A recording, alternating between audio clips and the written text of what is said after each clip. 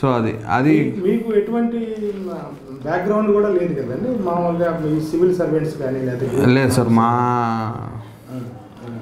మా father ముందున్నప్పుడు farmer, దాని తర్వాత మా మదర్ ఇది ఒక school teacher, private school teacher. ఏ తరగతి దాకా చెప్పేవారు? 5th 6th sir. ఇప్పుడు కూడా చెప్తుంది టీచర్గా పనిచేస్తారు? లేదు ఆల్రెడీ 2 years బ్యాక్ రిటైర్ అయిపోయారు. మీకు జాబ్ వచ్చాక? లేదు ముందే రిటైర్ అయిపోయారు.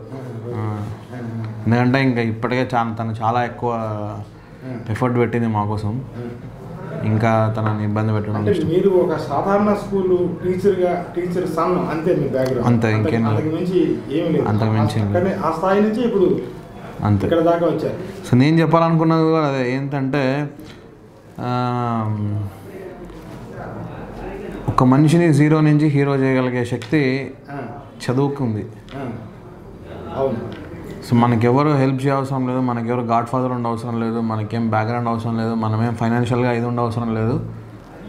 ఇవేవి అవసరం లేకుండా కూడా మనము ఏదో ఒక గొప్ప స్టేజ్కి రీచ్ కావచ్చు, only because of education.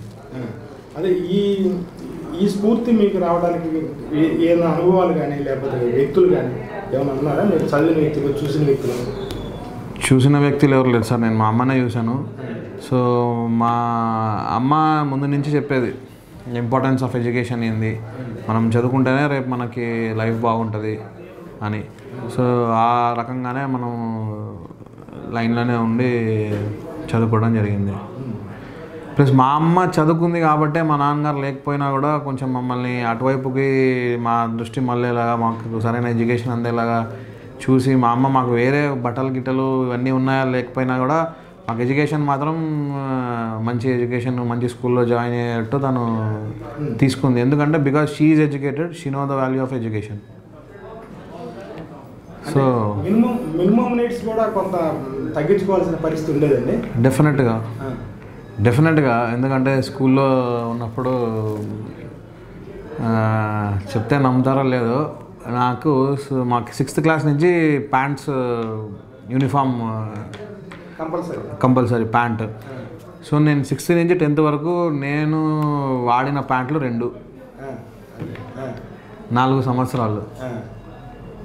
So ఆ 2 కూడా ప్యారల్గా కాదు, 6thలో స్టార్ట్ చేసింది 8th వరకు వేసుకున్నా, 8thలో స్టార్ట్ చేసింది 10th వరకు వేసుకున్నా. నా బ్యాగ్ ఒకటే ఒక 5-6 సంవత్సరాలు. పక్కన ఫ్రెండ్స్ని వీళ్ళని చూసినప్పుడు అనిపిస్తూ ఉంటుంది, కంపారిజన్ ఉంటుంది కదా. బట్ అంటే ఆ ఏజ్కి వాళ్ళు కూడా అట్లాంటి చూపించారు, మనం కూడా అవన్నీ ఎక్కువ ఆలోచించాం దాని గురించి. బట్ స్టిల్ ఇప్పుడు ఆలోచిస్తే డెఫినెట్గా చేదు జ్ఞాపకాలు అయితే కాదు. మా అమ్మ ఆ టైంలో అలా ప్రయారిటైజ్ చేసుకుంది కాబట్టి మేము ఇక్కడ దాకా వచ్చాము ఇవాళ అని అనుకుంటాను నేను డెఫినెట్గా. సో తను మాకు మిగిలినవన్నీ అందరిలాగా ప్రొవైడ్ చేసి మా చదువుని లైట్ తీసుకొని ఉంటే మేము ఇక్కడ దాకా వచ్చేవాళ్ళం కాదు. సో అదే జీతం రూపంలో వచ్చే ప్రతి రూపాయి కూడా చదువు కోసమే వచ్చేది. ప్లస్ ఇక్కడ ఇంకొకరి గురించి చెప్పాలి, మా అమ్మమ్మ ఉండేవాళ్ళు. మా ఫాదర్ పోయిన తర్వాత మా అమ్మమ్మ వచ్చి మాతోనే ఉండేవాళ్ళు ఒక 4-5 years. మళ్ళీ మేము కొంచెం స్టెబిలైజ్ అయ్యేంత వరకు.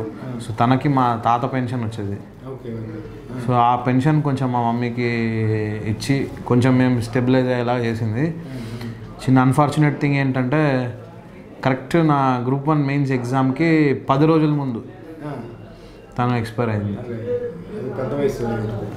17th నుంచి ఎగ్జామ్ స్టార్ట్, 7th తను ఎక్స్పైర్ అయిపోయింది. చాలా అటాచ్మెంట్. మా అమ్మమ్మ ఎలా అంటే ఇంకా ఆల్మోస్ట్ నేను ఎక్కడ ఢిల్లీలో ఉన్నా ఎక్కడున్నా ఎగ్జామ్ రాస్తున్నా అంటే తనకి ఒక నెల ముందు చెప్పినా కూడా ఆ రోజు ఆ డేట్కి ఆ టైంకి తను దేవుడి రూమ్లో కూర్చొని ప్రే చేస్తుంది. ఎట్లన్నా మా వాడికి ఈసారి వచ్చేటట్టు చూడాలి, రావాలి, అలా ఇలా అని. సో ఉండగా నేనేం చేయలేకపోయా. సో అదొక చిన్న బాధ. తను ఎప్పుడు అనుకునేది నాకు మంచి జాబ్, మా చెల్లెలకు మంచి అబ్బాయిని దొరికి పెళ్ళి చేస్తే మా అమ్మ హ్యాపీగా, అంటే మా అమ్మ టెన్షన్ తగ్గిపోతుందని తను ఫీల్ అయ్యేది. బట్ తను ఎక్స్పైర్ అయిన తర్వాత ఇవన్నీ తలుచుకున్నప్పుడు ఇప్పుడు ఏమనిపిస్తుంది, గ్రూప్ 1 ఆఫీసర్గా ఒక స్టేట్ ఆఫీసర్గా మీరు స్టేట్ ఆఫీసర్గా డిప్యూటీ కలెక్టర్ హోదాలో ట్రైనింగ్లో ఉన్నారు, ఈ లైఫ్ లీడ్ చేస్తున్నారు కొద్ది రోజులుగా. ఈ పాత విషయాలన్నీ తలుచుకున్నప్పుడు ఎట్లా అనిపిస్తుంది మీకు? ఆ అనుభవాలు, పాత విషయాలు ఇంకా ఏమన్నా మీకు గుర్తుకొచ్చే అనుభవాలు ఏమైనా చెప్తారా? పాత విషయాలంటే సివిల్ సర్వీసెస్ గ్రూప్ 1, గ్రూప్ 2 ఇతర పోటీ పరీక్షలకు సంబంధించిన ఇలాంటి ఆసక్తికరమైన వీడియోల కోసం రైట్ చాయిస్ ఇండియా ఛానల్ను ఇప్పుడే సబ్స్క్రైబ్ చేయండి.